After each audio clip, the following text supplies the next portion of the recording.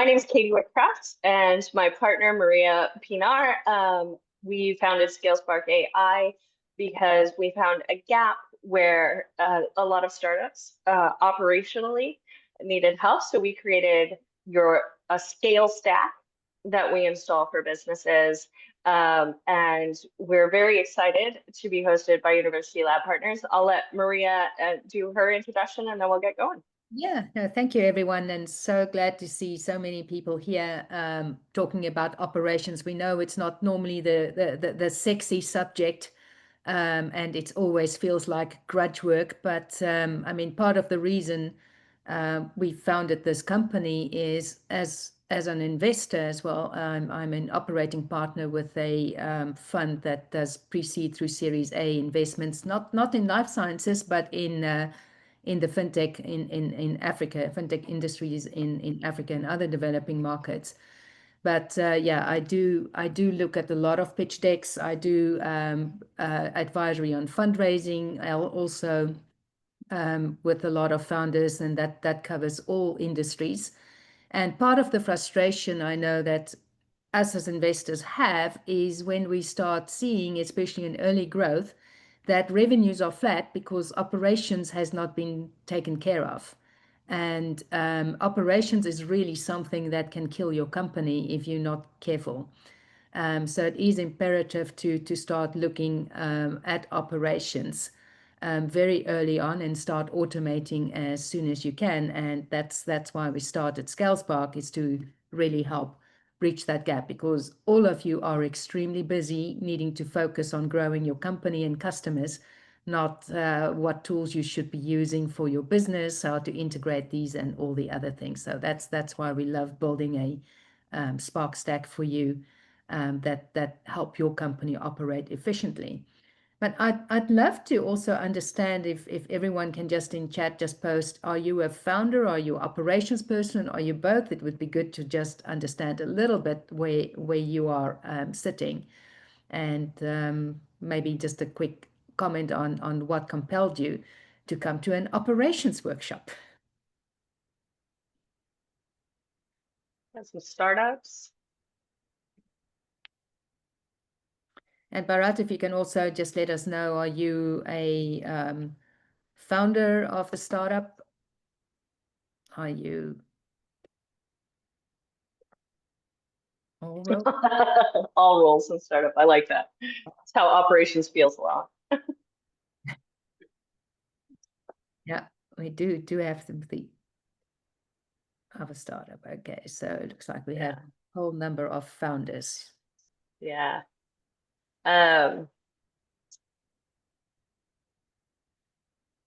Nice.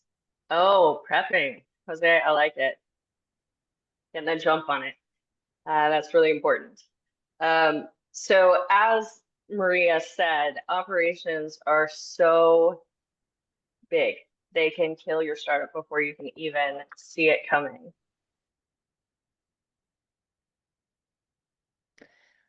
Right. I think while the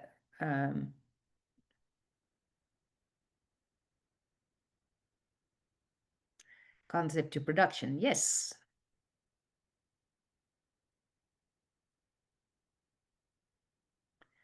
Great. I think let's then look at continuing. So so operations is really the backbone of your business, right?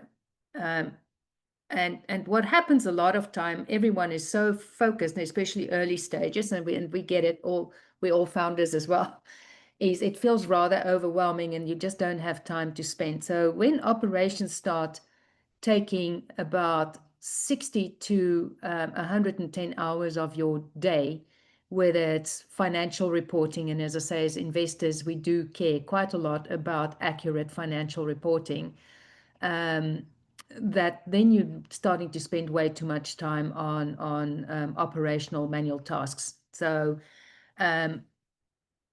you can't scale chaos. And if operations is not working effectively, you're scaling chaos.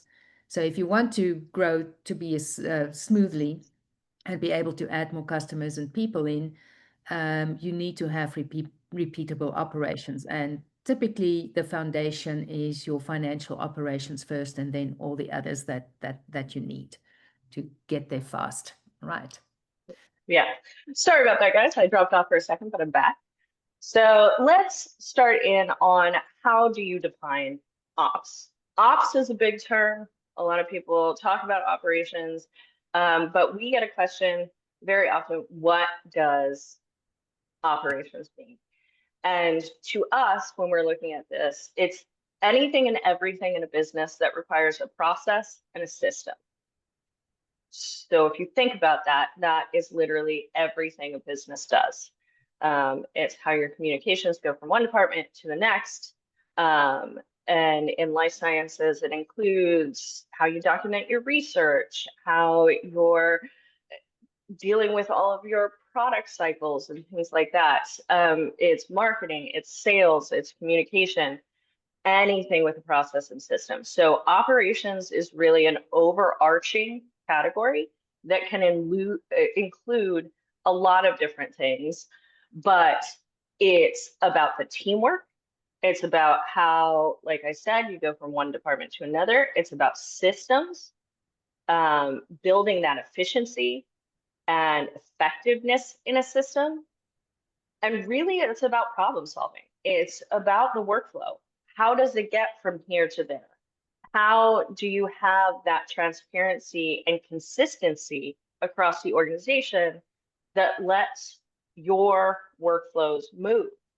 So you don't have blocks. So you don't have that funnel syndrome where everything gets to a point and then it's one person trying to like navigate switching roles 100 times a day. So all of that is operations, and that's why it's so integral to growth and scale. Because if things aren't moving through the organization, if the workflows have giant blockades, if the systems aren't reliable, if your team can't talk to each other, everything breaks down very quickly.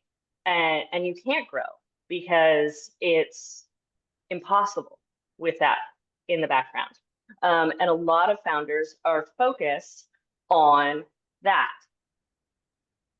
If you're duct taping things together, don't worry, lots of people are, but it is something you need to focus on. It is something you need to prioritize. 55% of the startups that fail, and remember that 90% of startups fail. So more than half of that is due to operational inefficiencies. And that's self-reported. So you can imagine that if 55% of the people failing are saying that the number is very likely higher. If you really look at the systems behind the startups, if you really look deep into how their systems work, what was the reason they couldn't survive? Why couldn't they meet the deliverables, KPIs, the investor expectations, things of that nature? You're going to get a higher number than 55%. Operations are important, but it's not sexy. So a lot of people push it to the bottom of the list because you're focused on the things like growth and fundraising and product. And those are important too. But when operations takes your attention, then you stop being able to focus on those things. And the fire in your accounting system, or having to hire a new marketing person, or not having a sales team that has any idea what's happening with the product because it's just siloed information, that's gonna stop that forward momentum very quickly because you're gonna have to focus on that instead of your growth, instead of your product, and instead of your fundraising. Yeah, and I mean, I also just want to add there that of that number of 55% of companies failing, especially when you start scaling fast, that's typically where the wheels come off if your processes have not been set up in place properly. Of that 55%, 80% of companies fail when scaling too fast, and operations is a major contribution to that. So there is a good reason to step back a little bit and just strategically look at all the aspects that will help you scale faster, and not get into that problem where you are getting stuck when you start growing. And that's why it's good to start planning. Planning is possibly the most critical thing you can do. There's a little trick that we call stop, because part of why companies fail is a lack of planning and strategic alignment. So it's really think about your big why, big who, big what, the measures of what you need to monitor things, that things are smoothly flowing through. And that's why a little acronym for STOP, I'll put it in chat as well, is to first stop, think, organize, and operation has to do with the organization side and plan. And the other reason operations is also if processes are, which companies don't really think about, it is how it also align your organization around common language. According to Gallup, when you look at why companies fail, the second reasons company fail is teams cannot communicate across cultural cultural language barriers. And operations help you bring that terms and definitions of language in your company and make the messaging flow through your company in effective manners, that everyone is in alignment of where you're going, what they're doing, how they're contributing. Exactly. And here on our slides, you can see that the stakes are high. The stakes are high for all of this. Growth is going to expose the cracks in your systems faster than anything. Because when you try and grow, it exacerbates those problems. The chaos is going to kill momentum super fast. If you can't get your product or services out to the market because you don't communicate it to your sales team or your marketing team, and it's not talking to your accounting, and you're constantly having to check the bookkeeping and spend 2 weeks creating a financial report for your investors instead of focus on making sure that the research is solid and all of that's documented, you're going to fail. You can't take your eye off the ball. And so those operation systems are super important when you're growing and you're scaling. And if your ops are in line and you know where all the information is, and you have the data, and you have solid communication, and you have transparent workflows, then you can predict your scale much better than you would be able to if you didn't have that access. If you were looking at your reports, but they were 2 months old because you've had to. Are you able to share the links to those reasons company fail, please? Elizabeth asked a question. They don't report on specific causes of failure when they say operational inefficiencies. No. Sorry, Katie, I think this is the Gallup research I was referring to. Oh, yes. I'll share that. Then yes, we are, Elizabeth. One moment. Thank you, Maria.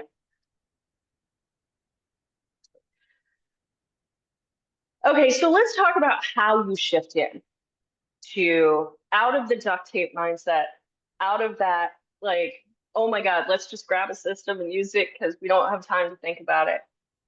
How do you get away from that, from the hustle into that very systematic, consistent, running machine? So right now, as you're looking at either creating startups or you're in a startup right now as an entrepreneur, you're a firefighter. Fires creep up and you put them out as fast as you can. You're set on that. We have to grow or die, right? If you're not growing, you're decaying. And so you're just at all costs, forward motion.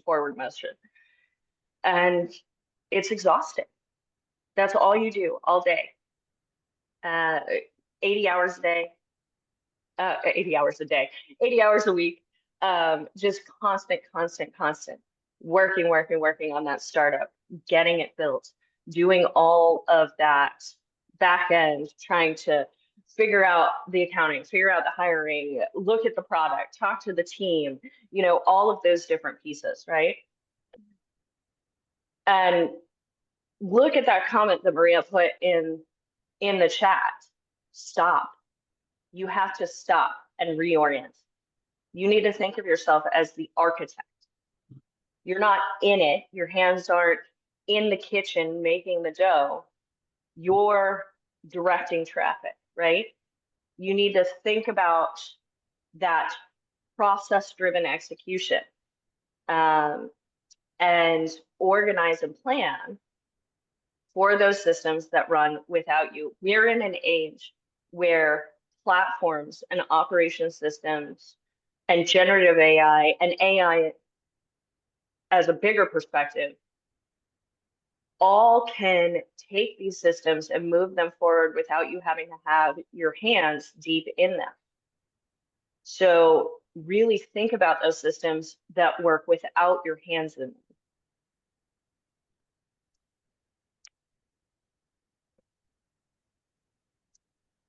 Maria, I love the slide, but do you want to talk about it? Right, sure. So operations is really a revenue multiplier. So there is poor operations, and that's why we also talk about an operations debt. There's a hidden tax around poor operation that can just drain every team. And there's a couple of aspects there. I mean, we see so many examples of people just duct taping things together, especially early. And here's an example where it can start becoming a drain. If people are not aligned in what they want to do, conflict can start happening, or people start feeling overwhelmed because one of the frustrations with poor operations, you may have systems in place, but guess what happens? People are so frustrated with the tools, they never speak up, and they pull data off and they start doing things on spreadsheets on the side. That can cause them to start feeling quite overwhelmed. And so there's a hidden tax on your talent and burnout that can happen. There's also a hidden tax that in the case of labor laws in the US, labor laws of how you do payroll can be quite complex, and there's compliance. And obviously there's the normal financial tax on your business compliance as well. If the necessary control system things are not set up, you can actually end up with huge penalties, especially around payroll and different labor compliance regulations. And that can really, penalties like that can kill your company very early on. So that's why these structures need to set up. When you start seeing great operations, it starts compounding revenues, right? You can hire faster. The faster you can hire onboard people and get them up to speed, the faster they can start focusing on business. With product operations, now in the case of medical device companies, which I think a lot of you have, there's a lot of logistics around medical devices. So it's the processes on tracking that around your FDA approvals, depending on the type of devices that you are. There's obviously the manufacturing aspect of things, the design aspect of things. I used to do quite a bit of advisory around the IoT industry and in the mobile industry with companies. And part of the biggest challenges that delayed our product going into the market has just been about all the upfront payments for manufacturing, being able to test, getting all the different components into the country, taking care of the understanding the different taxation, sourcing of where we're sourcing the manufacturing of the different components for specific devices we were looking at.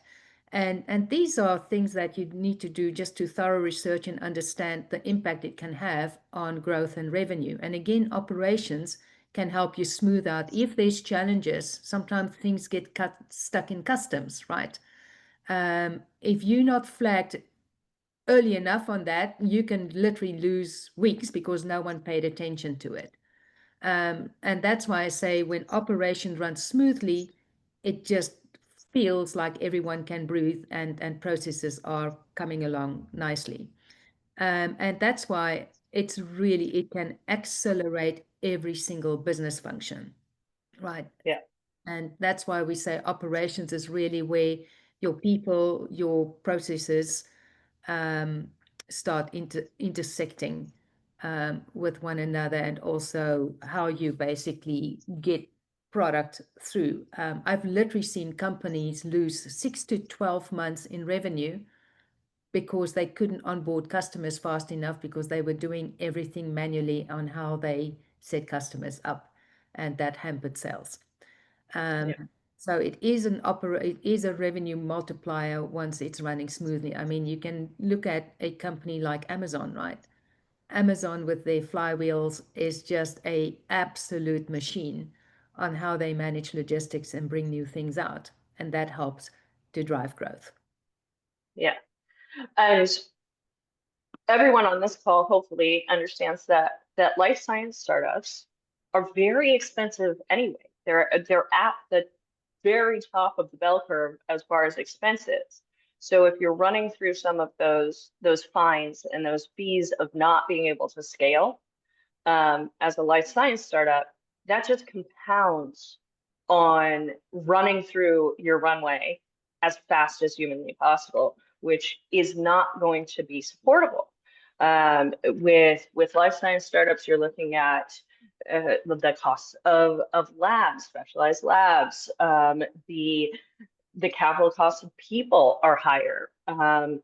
The amount of time and energy you do to do discovery and potentially get clinical trials, FDA approvals, all of those pieces are already pulling from that capital investment, that runway that you've garnered as a startup. And so if your ops aren't in line, so that way you're seeing some of those HR fees and fines and compliance issues, and you're not being able to get out to market after you've done all the work to go through a clinical trial, get FDA approval, because you haven't set up those systems. You're done. You're done. So in life sciences, ops is even more important to make sure it's set up right and to make sure it's scalable early on. So that way you're saving as much of that capital, as much of the investment, as much of the runway to do that necessary work to build your startup. And so these flywheels, the flywheel is very important. This is a cycle we talk about a lot, is don't try and own everything. You will run out of steam. You don't have to be an expert at everything in a business. If you're doing a life science startup and you know the science and you know the device or whatever you're building so well, it's very few people who also understand business and accounting and HR and marketing and sales. So delegate that out to experts. Make sure those systems are automated. Even if you've delegated it out, you want to make sure that those systems are working on their own so people can focus on the high level of those systems, the strategy, how they're actually executing the manual tasks, not the day-to-day bookkeeping, not the tracking of KPIs, the getting to each system. We do have a question, so let's pause for a moment. Paul asks, when should ops scaling investments be made by function relative to regulatory clearance timeline? That is an in-depth question. The way I look at this, and Maria, if you have a different answer, please let me know. But ops scaling investments, when you're getting an investment, I think you should look at it more as a both and. You're going to be needing to take that investment and really align it with the needs of your regulatory clearance timeline, but don't forget about ops. The majority of your investments should be going to your product and things like that. But remember, an investment is investment in the overall business. And so you really need to look at it as that. And when you're doing a fundraising round, You need to consider how much you need for the regulatory compliance timeline and how much you need to support the business. It is a business. So really think about your investments and your business as one whole unit, and align the investments and thinking about putting money towards any portion of the business in alignment with that kind of thinking, that it's one whole system. And so the whole thing needs to eat. You can't just feed one part of it, you have to feed the whole thing. Maria, do you want to? Yeah. So Paul, from that perspective as well, you know, it's you laying that. Think of it as laying the foundational bricks, right? You don't just get a house without building the foundation first. And when you look at upscaling, it's all about the foundational systems and processes that you start putting in place that aid the areas that are the areas that will move the needle for your company to grow and scale. So from that perspective, as I say, the first one, which is absolutely foundational, is your financial side. Part of your financial operations perspectives that you need to think of is obviously cash flow, being Yeah. your forecasting. Now, when you're looking at investments as an early stage company, I know forecasting can be very hard, but what the forecasting helps you, especially in your cash flow, it helps give you strategic planning on where you need to apply the money. So regulatory is very important. The faster you can move through that regulatory process, the better.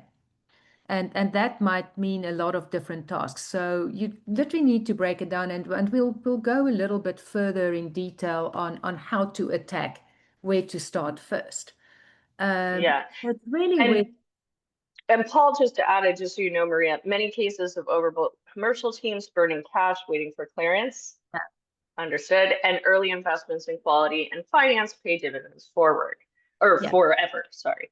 Yeah. And that's why I say you're quite right there, is to look at that. And then also what the cash flow helps you is how you stack and stage when you bring on the different resources. And it's fine to bring in fractional resources because they may need to have contributions at different times in your business. And then as you start scaling and needing to add in, once you get that first round of investment that can help you with the regulatory approval processes as well, then you can actually start accelerating other areas of the business. But your first foundation is really your, I think, your financial operations thing. So think of it as foundational layers that you built. Now, Yeah. also the other thing, because budgets are constrained, especially in this day and age, the different AI tools and things you may need or use for the business, these can also escalate faster. There are ways to manage smart operations to help contain the cost that basically make your systems fit for scale and fit for business and fit for budget. So you might start with certain foundational systems first, but again, if these are not set up, when you need to transition later on to a next level of systems, that transition is also quite smooth. So there's no real right or wrong answer to that. But for me, when you start looking at your cash flow and building that out, that really gives you strategic clues of how you need to stack and bring what type of areas in, and where are the critical budget items that you need to pay attention to early on. Yeah. And when you get to the bottom of the flywheel, that's where you're really starting to see, like, the whole purpose of what we're talking about is to optimize the budget, to retain cash flow for its necessary purposes, such as regulatory clearance, and systems you put in place can help you with regulatory clearance. So it's about automating and optimizing those systems. So as much as it's about delegating, and that could be a person that you're delegating to, or it could be a system that you're delegating it to, it's about scaling ops is about retaining as much cash flow as you possibly can to focus on its necessary causes. But I think where some people forget is that time is not a free resource. It's your time, your team's time, all of that costs money. It costs you money because they're not working on something else because they're working on ops. So when we talk about delegating and optimizing and automating, all of those pieces work together. And then you come around to documentation and then you go back to delegation. It's a circle for a reason. It never stops. You're always trying to optimize. You're always trying to cut costs. You're always trying to make the system work a little better, a little smoother, a little more efficiently, and with a little less money. Whether that money comes as cash burn or time from your team. It's all about circling that flywheel and really constantly going through the cycle of making sure that you're spending where you need to. So that's why we talk about there's always an investment in scaling, but that helps every other piece. Because if your operations are in line and you need to deliver reports and the necessaries for that regulatory clearance, if your ops systems are there and on point and functioning at a very high level, you've got it. You've got it in your back pocket. You know where that information is. The whole team can assist. The whole system can assist in getting you over that hump, right? So the ops investment is your foundation, just like Maria said. So that's going to help you build that beautiful 3-story mansion, right? You've got to support it. So how do we design these processes? Because where do you even start, right? So you've got to start at the beginning. You've got to start simple. Look at the tasks that you do over and over and over again by hand. What takes your time? Are you constantly like, oh gosh, I have to enter all those bills every day, every day. I'm always behind. Those pieces, those things that take your attention constantly, the repetitive tasks, start with those. Look at that workflow of what you're doing. And then start to break it down into what does it take to do this? Write it down, document it. And when we talk about documenting, you don't have to do this by hand anymore. That's not the place we are in the history of technology. There's lots of systems that will follow the clicks of your mouse and write it down for you. Look into those systems. Use your resources and tools. Lots of those tools are free. Scribe, there's Loom, ClickUp, all of these things will record what you're doing so you can break it down into its component parts and look at where those repeatable tasks are, and have it documented so you can start working on the problem from functional space. And then build the templates.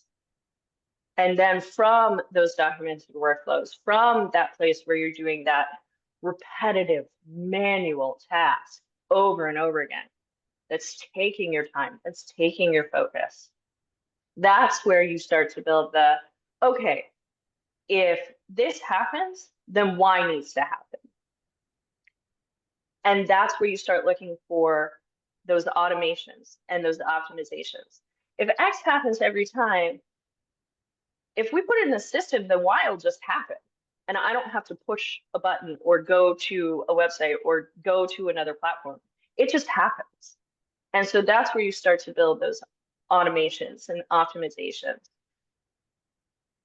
So this is how you start to look at the process to determine, I don't have to do this all myself. It all doesn't have to be manual. It all doesn't have to be, oh my God, I have to do this every day, all the time, every day, all the time. And you're starting to go to bed dreaming of those repeatable things that you have to do tomorrow instead of talking to investors, instead of pitching, instead of working in the lab, instead of all of that, right? So that's how you start to break down those processes. So you start with the simple ones first, always. If you're doing it a lot, figure out a way to not do it. Yeah, and I just want to add to that, which is why it's good to look at also when you start mapping out your processes. It's not only about the process, but it's what's the outcomes that you are designing for. And that's why it's also good to map it out. And part of that is also start adding into it who's doing what, who's responsible for what. So all the handoffs that need to do. And again, when you start building a team, yes, everyone can do the same thing, but something that can hamper you is everyone's doing the same thing. You need to define what we call the swimming lanes very early on, and how those handoffs work. And how, as a team, that collaboration starts driving this process forward, which also help distribute the workload.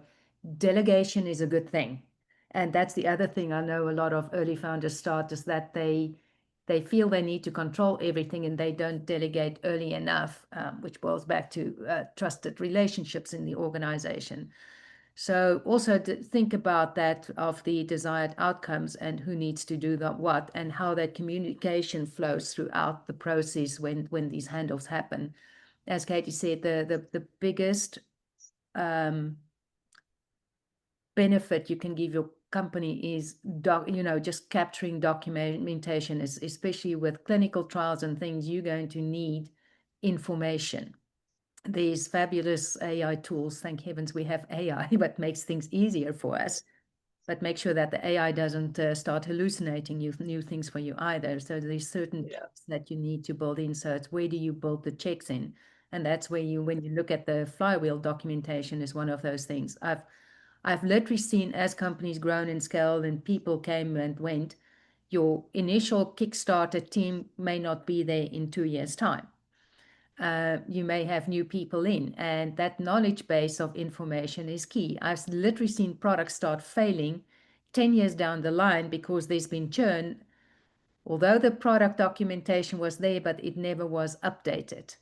Now, at least in this day and age, as you start scribing things, you can get automated updates of documentation. So documentation management, knowledge management is one of your key cornerstones, which can help you make your processes more effective as well. And capturing your IP of internal knowledge base, and keeping that maintained. Yeah. Don't forget that the knowledge on how your business runs is part of your IP. It's part of what makes you profitable and worthwhile and a good investment. So, and all the documentation you've been doing in labs and in research and things like that, you have a leg up. You're used to documenting. Apply that to your business. Apply that to how you look at your business structure and your processes. You're doing the same thing. You're making it clear on what you did to get this result, and making it transparent so someone can duplicate it and run with it. So it's that same process. You're just applying it to your business structures instead of in the lab, or in creating that device, in testing, right? It's that documentation, it's that repeatability, it's that transparency that benefits your business as well. And I'd like to ask as well of the audience here. So where are some of the biggest challenges and operations you've been dealing with? And it's fine, you can just literally show your hand and just come off mute, and tell us about what that is.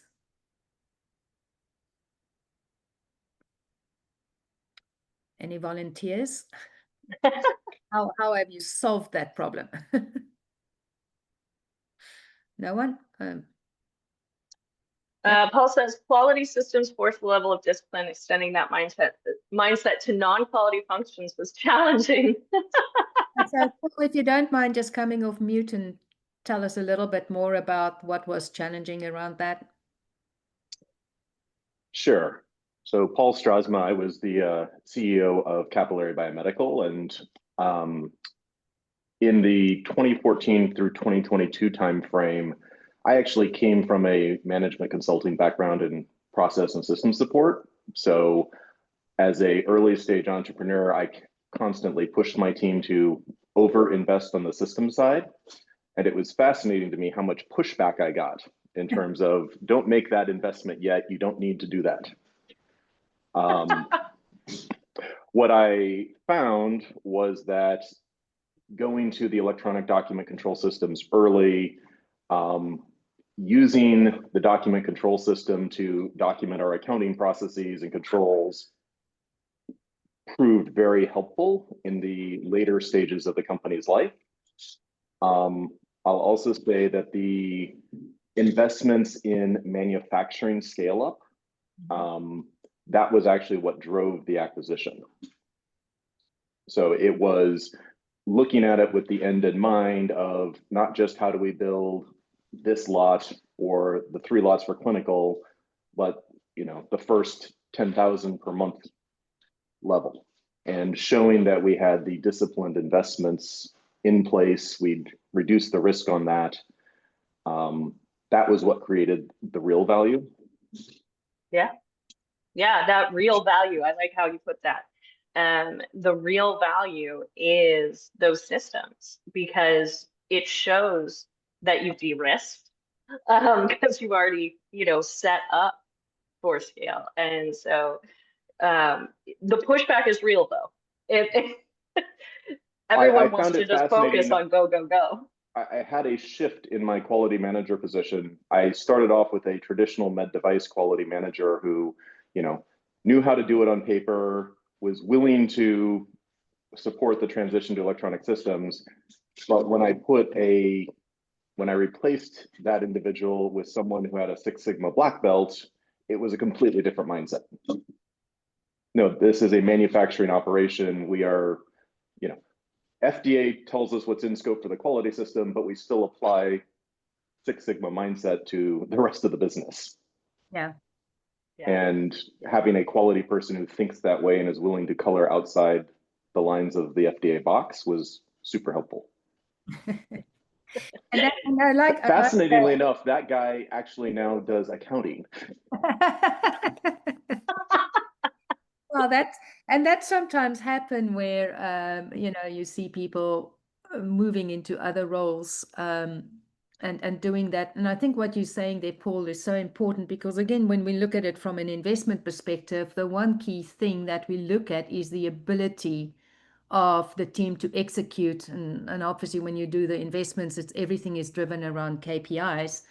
And I just love how you're talking about the investing in your quality systems, and especially around manufacturing, that can de-risk your supply chain, and how it still helped to enable quality assurance from a FDA perspective, regulatory perspective, was quite key, because that showed clear, and as you automated these systems, you were able to show clear KPIs to the investors, which is what made it so attractive for an M&A, for a purchase of the company.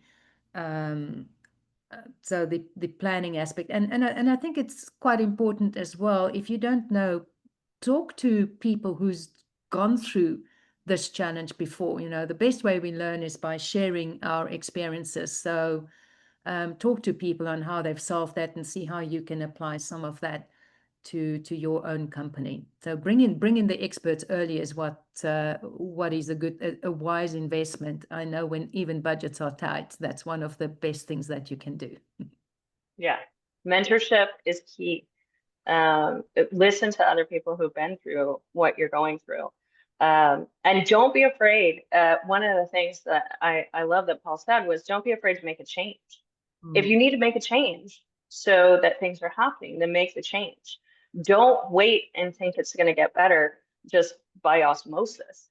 You really have to drive that change that you need to see, and bringing the systems on early lets those systems grow and iterate and be there for you in the long run, right?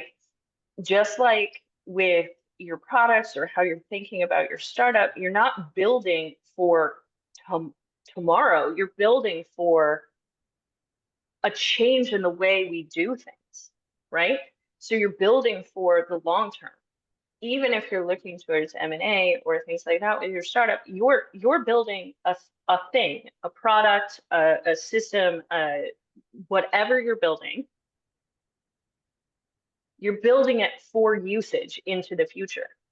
Think about that same thing with your business. It's applying those same thought processes and systems internally as what you're looking at driving externally, right? So streamlining those workflows, cut the redundancy. We talked about that a lot. Anything repeatable should be automated if at all possible. We've all seen the memes. This could have been an email. Those asynchronous meetings stop productivity, and meetings aren't super efficient at transferring knowledge, honestly. We were recording a podcast yesterday and talking about the forgetting curve. Basically the things you hear in the days and weeks that follow you hearing it will be forgotten to a fact 80%. So meetings aren't the best way to share information or to come together. So really build those asynchronous moments, and how do you document them, and how do you keep them as part of the workflow? But meetings may not be it. Batch work. If you're doing similar tasks, do them together. There's no reason that I'm gonna do the bookkeeping, and then I'm gonna come over here and look at this job description, and then I'm gonna go over here and write this financial report, but then I'm gonna jump back over here and look at our marketing strategy and jump back to, just group your tasks, group those similar tasks together and make them part of a singular workflow as well. And then focus the effort. Think about, Maria has said it. What's the solution? Like, what are you trying to get to? What's the outcome you're trying to get to? And focus that effort on what moves the needle, right? Take back your time, take back your resources, and put them towards what moves the needle. If you're constantly focusing on your systems, then you aren't focusing on what moves the needle. So you're refocusing on that outcome. What is the overall outcome? If you align these workflows and they're taking less time, then you're moving the needle over here, right? If you're using less money because your systems are all automated and integrated and working really well together, and you've thought about the cost, then you can put that money to where it needs to go, right? So it's all about focusing on that needle. How is it moving upwards?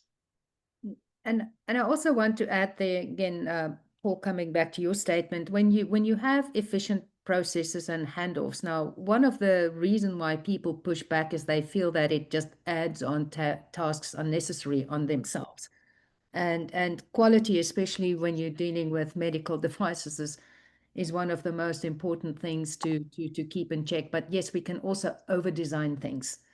And it's not to get into an over-design process, because a lot of the time we as technologists and scientists, we love to always improve and get to that level of perfection.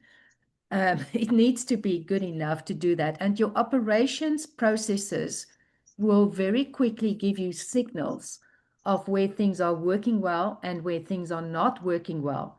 And sometimes one of those signals would be that a person in a role is not working well. And it's to be able to acknowledge that and make the necessary adjustment and changes, like Paul, you have explained, doing that. So we also need to think of not over-designing the processes. It's how you keep on adding, taking friction out of a work process for any person in the company, which is why some of the signals where you see things run smoothly. And once it's run smoothly, I mean, no one cares when things run smoothly. It's when the things break. And a lot of the time, that's when operations get screamed at, is when things break. But just bear that in mind, not to over-engineer things as well. Try and keep it simple and good enough to move the needle forward, and keep on focusing on what is the needle that you want to move forward. And that's around, from an investment perspective, how you meet your KPIs and revenue growth and signing up more customers. I'm aware of time, so we've talked about those intervening slides that I just went past, and we will make the presentation available, of course, through University Lab Partners. They'll have it. So just quickly, I just want to talk about it. Maria just brought it up, the over-engineering. So one of the things is that we definitely wanted to at least touch on is that pitfalls to avoid. The tools don't equal systems, and systems don't equal leadership. So with everything that we said today, don't confuse those with leadership. Like, that strategy around how you're using it is very important to the systems, to the tools. It's not the other way around. So over-engineering, tool dependence, platforms are nice, but if that's all you got, it's not going to be enough. You have to fix the process before you throw it into a tool. Otherwise, the tool won't help. It'll just give you bad outcome after bad outcome after bad outcome. Assuming knowledge that, I know this, so everyone else knows this, is a big thing. And then siloing, keeping secrets. It's a dead end. So Paul put up another question. What roles typically focus on this type of off scaling? Quality, chief of staff, project manager, CEO, etc. I'll answer this first, and then Maria can chime in. It depends on the business, and that's a terrible answer, and I'm so sorry, but it really does. It depends on your business, and it depends on what your business needs. For some people, that's going to be a chief of staff. For some people, that's going to be COO. Don't over purchase people either, is my suggestion. So if you're not ready for a COO, don't get a COO.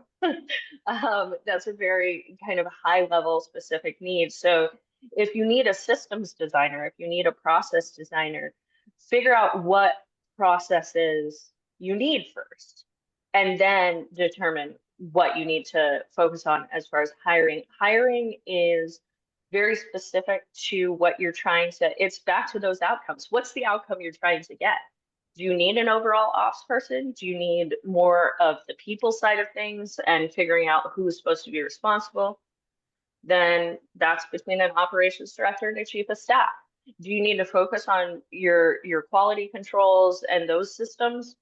Then you need to bring in a quality. But it really comes from where you are, what your needs are, where you're spending your time, and how you need to hand it off. So I'm sorry for the vague, like, it depends, but it really does depend.